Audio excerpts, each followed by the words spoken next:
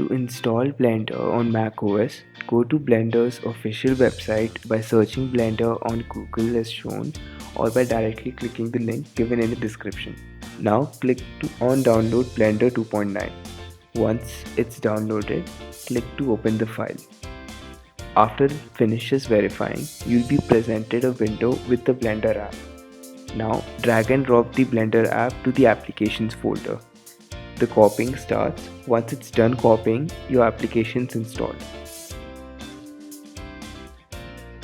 Now use Spotlight or Applications folder to search for Blender and open the app.